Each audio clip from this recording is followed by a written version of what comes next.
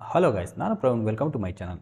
ಈ ವಿಡಿಯೋದಲ್ಲಿ rules of a discipline trader ಅಂದರೆ ಈ ಡಿಸಿಪ್ಲಿನ್ ಟ್ರೇಡರ್ಸ್ ಇರ್ತಾರಲ್ಲ, ಅವ್ರು ಯಾವ ಥರ ರೂಲ್ಸ್ ಫಾಲೋ ಮಾಡ್ತಾರೆ ಅದನ್ನು ನಾವು ಡಿಸ್ಕಸ್ ಮಾಡೋಣ. ನೋಡಿ, ನಾನೊಂದು ಮಾತ್ರ ಗ್ಯಾರಂಟಿ ಕೊಡ್ತೀನಿ. ಈ ರೂಲ್ಸ್ಗಳನ್ನ ನೀವು 2 ರಿಂದ 3 ತಿಂಗಳು ಫಾಲೋ ಮಾಡಿದರೆ ನನಗೊಂದು ಗ್ಯಾರಂಟಿ ಇದೆ, ನೀವು ಕಂಪ್ಲೀಟ್ಲಿ ಡಿಫ್ರೆಂಟ್ ಟ್ರೇಡರ್ ಆಗಿರ್ತೀರ. 3 ತಿಂಗಳ ನಂತರ ನೀವು ಬೇರೆಯೇ ಟ್ರೇಡರ್ ಆಗಿರ್ತೀರ. ಓಕೆ, ಹಾಗೆ ನೀವು ಖಂಡಿತವಾಗಿ ಪ್ರಾಫಿಟಬಲ್ ಟ್ರೇಡರ್ ಆಗ್ತೀರಾ. ಈಗ ಆ ರೂಲ್ಸ್ಗಳು ಯಾವುದು ಅಂತ ನೋಡೋಣ. ಓಕೆ, ಮೊದಲನೇದಾಗ್ಬಿಟ್ಟು plan the trade and trade the plan. ಅಂದರೆ ಏನು ಅಂದರೆ, ನೀವು ಮಾರ್ಕೆಟ್ ಇನ್ನೂ ಓಪನ್ ಆಗೋದಕ್ಕಿಂತ ಮುಂಚೆನೇ ಪ್ಲ್ಯಾನ್ ದ ಟ್ರೇಡ್, ನೀವು ಟ್ರೇಡ್ನ ಪ್ಲ್ಯಾನ್ ಮಾಡಿ.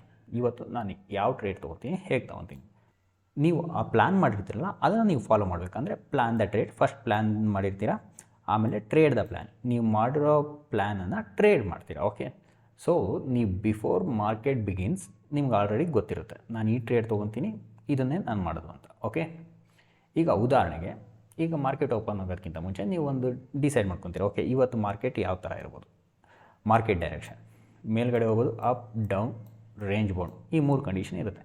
ಸೊ ನೀವು ಬಿಫೋರ್ ಮಾರ್ಕೆಟ್ ಬಿಗಿನ್ಸ್ ರೈಟ್, ನೀವು ಒಂದು ಕಂಕ್ಲೂಷನಿಗೆ ಬರ್ತೀರಾ, depending upon your price action, open interest, whatever the logic. Okay, ಆ ನಂತರ ನೀವು ಮಾರ್ಕೆಟ್ ಡೈರೆಕ್ಷನ್ ಡಿಸೈಡ್ ಮಾಡಿದ ಮೇಲೆ ನೀವು ಮಾರ್ಕೆಟ್ ಸೆಟಪ್ ಅಂದರೆ ನಿಮ್ಮದು ಒಂದು ಸೆಟಪ್ ಇರುತ್ತೆ. ಓಕೆ, ಎಲ್ಲರದು ಒಂದೊಂದು ಥರ ಸೆಟಪ್ ಇರುತ್ತೆ. ಉದಾಹರಣೆಗೆ ಈಗ ಟ್ರೆಂಡ್ ಫಾಲೋವರ್ಸ್ ಇರ್ತಾರಲ್ಲ, ಅವ್ರು ಏನು ಮಾಡ್ತಾರೆ, ಪುಲ್ ಬ್ಯಾಕ್ ಟ್ರೇಡರ್ಸ್ ಎಸ್ಪೆಷಲಿ, ಈಗ ಮಾರ್ಕೆಟ್ ಈಗ ಹೋಗ್ತಾ ಇರುತ್ತೆ, ಇಲ್ಲಿ ಡಿಪ್ ಬರುತ್ತೆ, ಈ ಡಿಪ್ನ ಬೈ ಮಾಡ್ತಾರೆ. ಓಕೆ, ಪುಲ್ ಬ್ಯಾಕ್ಸ್, ಇದು ಪುಲ್ ಬ್ಯಾಕ್ ಆಗಿದೆಯಲ್ಲ, ಇದನ್ನು ಬೈ ಮಾಡ್ತಾರೆ. ಸೊ ಅವ್ರ ಎಕ್ಸ್ಪೆಕ್ಟೇಷನ್ ಇರುತ್ತೆ ಅಂದರೆ ಹಿಂಗೆ ಬಂದುಬಿಟ್ಟು ತಿರ್ಗಾ ಮೇಲ್ಗಡೆ ಈ ಥರ ಹೋಗುತ್ತೆ ಅಂತ. They wait for this pull back. Okay, ನೀವು ಅಷ್ಟೇ, ನೀವು ಪುಲ್ ಬ್ಯಾಕ್ ಟ್ರೇಡರ್ ಆದರೆ ಏನಂದರೆ ನೀವು ವೆಯ್ಟ್ ಮಾಡ್ತೀರಾ. ಓಕೆ, ಸೊ ಹಿಂಗೆ ರ್ಯಾಲಿ ಆಗಿದೆ, ಅದಾದ ನಂತರ ಸ್ವಲ್ಪ ಡಿಪ್ ಕೊಡ್ತಾ ಇದೆ, ಆ ಡಿಪ್ಪನ್ನ ಬೈ ಮಾಡ್ತಾರೆ. ಓಕೆ, ಇದು ಪುಲ್ ಬ್ಯಾಕ್ ಟ್ರೇಡರ್ ಆಯಿತು.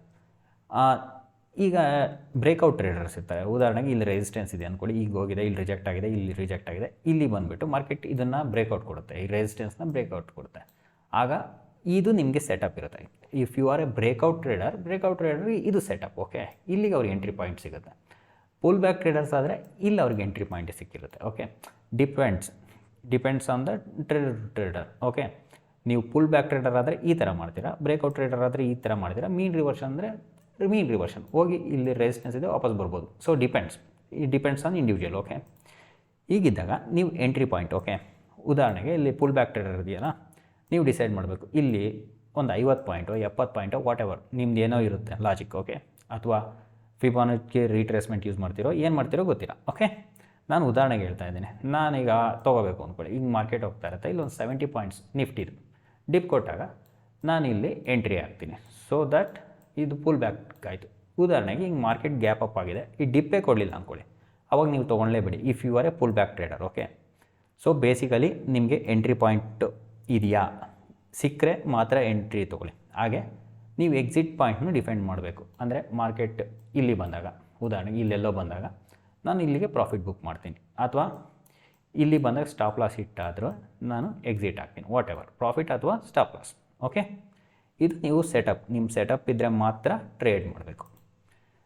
ಆಮೇಲೆ 3ನೇದು, ನೀವು ಈಗ ಆಪ್ಷನ್ ಬೈಯರ್ ಆದ್ರಿ ಅಂದ್ಕೊಳ್ಳಿ. ಆಪ್ಷನ್ ಬೈಯರ್ ಆದರೆ ಏನೇನು ಡಿಸೈಡ್ ಮಾಡಬೇಕು, ಇವೆರಡೂ ಆದಮೇಲೆ ನಾನು ಯಾವ ಸ್ಟ್ರೈಕ್ ತೊಗೊತೀನಿ, ಅಡ್ದ ಮನಿ ತೊಗೊತೀನೋ, ಇಂದ ಮನಿ ತೊಗೊತೀನೋ, ಅಥವಾ OTM ತೊಗೊತೀನೋ, ಏನಕ್ಕೆ ತೊಗೊತೀನಿ ಅಂತ ನಿಮ್ಮ ಲಾಜಿಕ್ ಇರುತ್ತೆ. ಓಕೆ, ಎಷ್ಟು lots, number of lots, stop loss ಎಷ್ಟು ತೊಗೊತೀನಿ, ಪ್ರಾಫಿಟ್ ಎಷ್ಟಿರುತ್ತೆ, ಇದನ್ನು ನೀವು ಡಿಫೈನ್ ಮಾಡಬೇಕು. ಓಕೆ, ನೀವು ಆಪ್ಷನ್ ಸೆಲ್ಲರ್ ಆದರೆ, ಓಕೆ, ನೀವು ಇದೆಲ್ಲ ಆಗಿದೆ, ಮಾರ್ಕೆಟ್ ಸೆಟಪ್ಪು ಮತ್ತು ಮಾರ್ಕೆಟ್ ಡೈರೆಕ್ಷನ್ ಎಲ್ಲ ನೀವು ಕನ್ಕ್ಲೂಡ್ ಮಾಡಿದ್ರೆ, ಈಗ ಫೈನಲ್ ಸ್ಟೆಪ್ ಬಂತು, ನೀವು ಯಾವ ಥರ ಸ್ಟ್ರಾಟಜಿ ಅಪ್ಲೈ ಮಾಡ್ತೀರಾ ಇದಕ್ಕೆ. ಇಫ್ ಯುವರ್ ಆಪ್ಷನ್ ಸೆಲ್ಲರ್ಸ್ ಏನು ಮಾಡ್ತಾರೆ, ಡೆಲ್ಟಾ ನ್ಯೂಟ್ರಲ್ಲು ಅಥವಾ ಡೈರೆಕ್ಷನಲ್ ಸೆಲ್ಲಿಂಗು, ರೇಷಿಯೋ ಸ್ಪ್ರೆಡ್ ಏನಾದ್ರು ಮಾಡ್ತಾರೆ. ಓಕೆ, ಯಾವ ಥರ ಆಪ್ಷನ್ ಸ್ಟ್ರಾಟಜಿ ಮಾಡ್ತೀರಾ ಅದನ್ನು ನೀವು ಡಿಸೈಡ್ ಮಾಡ್ಕೊಂಡಿರ್ಬೇಕು. ಓಕೆ, ಫಸ್ಟ್ನೇ ಸ್ಟೆಪ್ಪಲ್ಲಿ ಏನಾಯಿತು, ಟ್ರೇಡ್ ಪ್ಲ್ಯಾನಲ್ಲಿ ಏನೇನು ಬಂದೋಯ್ತು, ನಿಮಗೆ ಮಾರ್ಕೆಟ್ ಡೈರೆಕ್ಷನ್ ಕಂಡು ಹಿಡ್ಕೊತೀರಾ. 2ನೇದು ಮಾರ್ಕೆಟ್ ಸೆಟಪ್ ಅಂದರೆ ನಿಮ್ಗೆ ಎಂಟ್ರಿ ಪಾಯಿಂಟ್ ಸಿಗ್ತಾ ಎಂಟ್ರಿ ಆಗೋದಕ್ಕೆ. ಹಾಗೆ ನೀವು ಬೈಯರ್ ಆದರೆ ಸ್ಟ್ರೈಕ್ ಪ್ರೈಸು ಮತ್ತು ಲಾಟ್ಸು ಎಲ್ಲ ಡಿಸೈಡ್ ಮಾಡ್ಕೋಬೇಕು. ಆಪ್ಷನ್ ಸೆಲ್ಲರ್ ಆದರೆ ನೀವು ಯಾವ ಸ್ಟ್ರಾಟಜಿನ ಅಪ್ಲೈ ಮಾಡ್ತೀರೋ ಅದನ್ನು ನೀವು ಡಿಸೈಡ್ ಮಾಡ್ಕೋಬೇಕು. ಓಕೆ, ಇದು ಬಂದುಬಿಟ್ಟು ಟ್ರೇಡ್ ಪ್ಲಾನ್ ಮಾಡೋದು ಬಿಫೋರ್ ಮಾರ್ಕೆಟ್ ಓಪನ್. ಓಕೆ, 2ನೇ ಇಂಪಾರ್ಟೆಂಟ್ ಪಾಯಿಂಟ್ ಬಂದುಬಿಟ್ಟು ರಿಸ್ಕ್ ಪರ್ ಟ್ರೇಡ್ ಅಥವಾ ಡೇ. ನೀವು ಇವತ್ತಿನ ದಿನಕ್ಕೋ ಅಥವಾ ಒಂದಿನ ಟ್ರೇಡಿಗೋ ಯಾವ ಥರನಾದ್ರು ಡಿಸೈಡ್ ಮಾಡ್ಕೊಳ್ಳಿ, ಅದು ನಿಮಗೆ ಬಿಟ್ಟಿದ್ದು. ಎಷ್ಟು ಪರ್ಸೆಂಟೇಜ್ ಲಾಸ್ ತೊಗೊಳ್ತೀರಾ. ಉದಾಹರಣೆಗೆ ನಿಮ್ಮ ಹತ್ರ 1 ಲಕ್ಷ ಕ್ಯಾಪಿಟಲ್ ಇದೆ ಅಂದ್ಕೊಳ್ಳಿ. ಓಕೆ, ಕೆಲವ್ರದ್ದು ರಿಸ್ಕ್ ಅಪಿಟೈಟ್ ಜಾಸ್ತಿ ಇರುತ್ತೆ, ಕೆಲವರಿಗೆ ಕಡಿಮೆ ಇರುತ್ತೆ. ಓಕೆ, ಉದಾಹರಣೆಗೆ ಕೆಲವರು 1% ಈ ನಿಮಗೆ 1% ಬ್ರ್ಯಾಕೆಟಲ್ಲಿದ್ದರೆ ನಿಮ್ಗೆ 1% ಲಾಸ್ ಆಗ್ತಿದ್ದಾಗೆ ನೀವು ಟರ್ಮಿನಲ್ನೇ ಕ್ಲೋಸ್ ಮಾಡಬೇಕು. Close the terminal. ಓಕೆ, ಉದಾಹರಣೆಗೆ ಈಗ 1 ಲಕ್ಷ ಇದೆ, ನಿಮ್ಗೆ 1,000 ರೂಪಾಯಿ ಲಾಸ್ ಆದರೆ ಅವತ್ತಿಗೆ ಮುಗೀತು ನಿಮ್ಮದು. ಸ್ಟಾಪ್ ಲಾಸ್ ಹಿಟ್ಟಾಯಿತು, ಪೋರ್ಟ್ಫೋಲಿಯೋ ಸ್ಟಾಪ್ ಲಾಸ್ ಹಿಟ್ಟಾಯಿತು, ನೀವು ಮತ್ತೆ ಯಾವುದು ಟ್ರೇಡ್ ತೊಗೊಳಕ್ಕೆ ಹೋಗಲ್ಲ. ಓಕೆ, ಆಫ್ಕೋರ್ಸ್ ಕೆಲವರು 2%, ಕೆಲವರು 3% ಇರ್ತಾರೆ. ವಾಟ್ ಎವರ್ ನಿಮ್ಮ ಕೆಪಾಸಿಟಿಗೆ ತಕ್ಕಂಗೆ. ಈ 2% ಇರೋರು ಏನಾಯಿತು, 2,000 ರೂಪಾಯಿ ಲಾಸ್ ಆದಮೇಲೆ ನೀವು ಮತ್ತೆ ಯಾವುದು ಟ್ರೇಡ್ ತೊಗೊಳಕ್ಕೆ ಹೋಗಬೇಡಿ. ಏನಕ್ಕೆ ಅಂದರೆ ಆಲ್ರೆಡಿ ನಿಮ್ಮ ಕೆಪಾಸಿಟಿ ಇದೆಯಲ್ಲ, ಪೋರ್ಟ್ಫೋಲಿಯೋ ಸ್ಟಾಪ್ ಲಾಸ್ ಹಿಟ್ಟಾಗಿದೆ. ಓಕೆ, ಆಮೇಲೆ ನೀವು ಟ್ರೇಡ್ ತೊಗೊಳಕ್ಕೆ ಹೋಗಿದ್ರೆ chances of losing is more. ನೀವು ಅವಾಗ ರ್ಯಾಷನಲಾಗಿ ಥಿಂಕ್ ಮಾಡೋದಕ್ಕಾಗಲ್ಲ. ಸೊ ನಾವು ಈ 2,000 ಲಾಸ್ ಆಗಿದೆ, ಇದನ್ನು ಹೆಂಗಾರು ಮಾಡಿ ರಿಕವರ್ ಮಾಡಿಬಿಟ್ರೆ ಸಾಕು ಅಂತ ಹೇಳ್ಬಿಟ್ಟು 2,000 ಜೊತೆಗೆ ಇನ್ನೊಂದು 2,000 ಕೊಡ್ತೀವಿ, ಅಲ್ಲಿ 4,000 ಲಾಸ್ ಆಗಿರುತ್ತೆ. ಆ 4,000 ಲಾಸ್ ಆಗಿರೋದು ನೋಡಿಬಿಟ್ಟು ಇದನ್ನು ಹೆಂಗಾರು ರಿಕವರ್ ಮಾಡಬೇಕು ಅಂತೇಳಿ ಇನ್ನೂ ಒಂದು 10,000 ರೂಪಾಯಿ ಲಾಸ್ ಮಾಡ್ಕೊತೀರಾ. ಓಕೆ, ಹಾಗಾಗಿ ನಿಮ್ಮದು ಅವತ್ತಿನ ಡೇ ಸ್ಟಾಪ್ ಲಾಸ್ ಹಿಟ್ಟಾಯಿತು ಅಂದರೆ ಪೋರ್ಟ್ಫೋಲಿಯೋ ಸ್ಟಾಪ್ ಲಾಸ್ ಹಿಟ್ಟಾಯಿತು. ಉದಾಹರಣೆಗೆ 2%, 1 ಲಕ್ಷಕ್ಕೆ 2,000 ರೂಪಾಯಿ ಆಯಿತು ಅಂದರೆ ಟರ್ಮಿನಲ್ನ ಕ್ಲೋಸ್ ಮಾಡಿಬಿಟ್ಟು ನೀವು ಕೂತ್ಕೋಬೇಡಿ, ಟ್ರೇಡಿಂಗ್ ಟರ್ಮಿನಲ್ ನೋಡಬೇಡಿ. ಓಕೆ, ಏನಕ್ಕೆ ನಾಳೆನೂ ಮಾರ್ಕೆಟ್ ಇರುತ್ತೆ, ನೀವು ನಾಳೆ ಬಂದು ಟ್ರೇಡ್ ಮಾಡೋದು. ಓಕೆ, ಮೂರನೇ ಬಂದುಬಿಟ್ಟು define set of profit. Okay, ಉದಾಹರಣೆಗೆ ನಾವೀಗ ಪೋರ್ಟ್ಫೋಲಿಯೋಗೆ ಸ್ಟಾಪ್ ಲಾಸ್ ಇಟ್ಟಿದ್ವಿ, ಎಷ್ಟು 2% ಇಟ್ಟಾದರೆ ನಾವು ಅಲ್ಲಿಗೆ ಕ್ಲೋಸ್ ಮಾಡ್ಕೊತಿದ್ವಿ, ಕರೆಕ್ಟಾ? ಹಾಗೆಯೇ ನಿಮ್ಮದು ಪ್ರಾಫಿಟ್ಗೂ ಒಂದು ಟಾರ್ಗೆಟ್ ಇಟ್ಟಿರ್ಬೇಕು.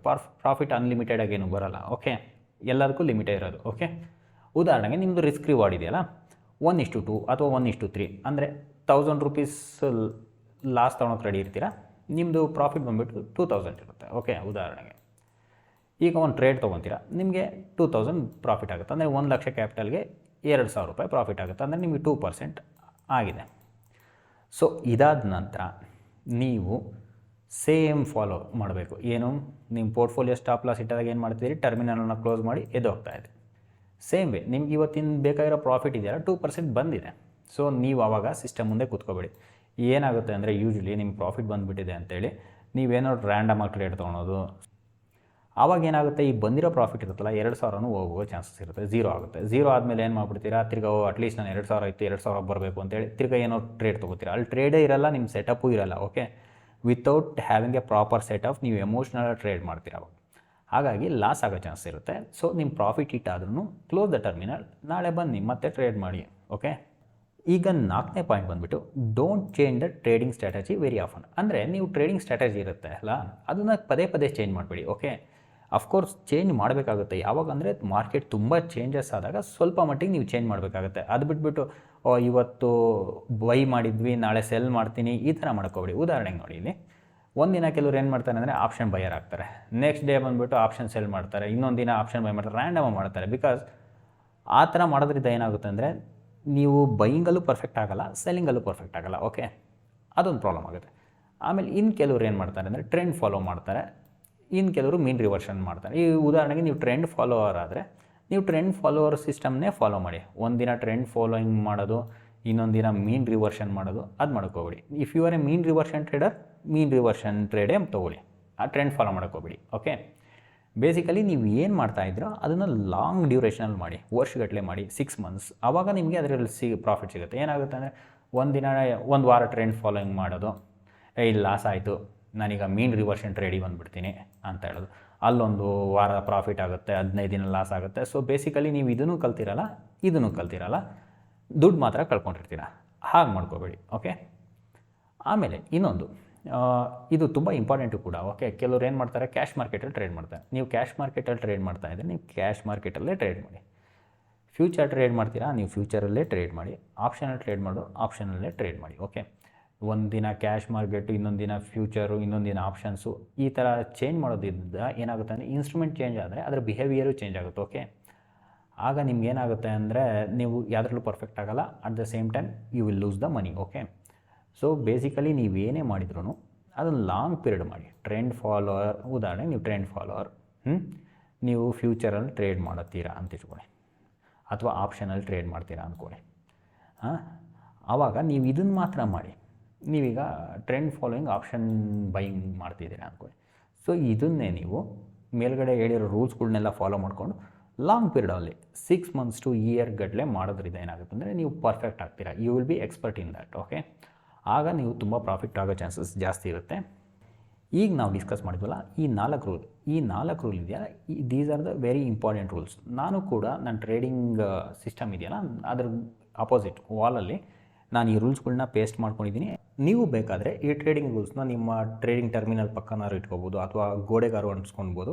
ಅದು ನಿಮಗೆ ಹೆಲ್ಪ್ ಆಗ್ಬೋದು. ಓಕೆ, ಇದನ್ನು ನಾನು ಮಾಡ್ತೀನಿ. It's up to you. Okay, ನಿಮಗೆ ಬೇಕು ಅಂದರೆ ನೀವು ಮಾಡ್ಬೋದು, ಇಲ್ಲ ನನಗೆ ಮೈಂಡಲ್ಲೇ ಇರುತ್ತೆ ಅಂದರೆ no need for that. Okay, I hope ಈ ವಿಡಿಯೋದಿಂದ ನಿಮ್ಮ ಟ್ರೇಡಿಂಗಲ್ಲಿ ಸ್ವಲ್ಪ ಡಿಸಿಪ್ಲಿನ್ ಬರುತ್ತೆ. ಹಾಗೆ ಈ ಡಿಸಿಪ್ಲಿನ್ ಫಾಲೋ ಮಾಡೋದ್ರಿಂದ ಎವೆಂಚುಯಲಿ ಏನು ಮಾಡೋದಕ್ಕಾಗಲ್ಲ. Once you are a discipline trader ನಿಮಗೆ ಪ್ರಾಫಿಟ್ ಬಂದೇ ಬರುತ್ತೆ. ಐ ಹೋಪ್ ನೀವು ಡಿಸಿಪ್ಲಿನ್ ಟ್ರೇಡರ್ ಆಗಿ ಪ್ರಾಫಿಟಬಲ್ ಟ್ರೇಡರ್ ಆಗ್ತೀರಾ ಅಂತ ಅಂದ್ಕೊತೀನಿ. Thanks for watching.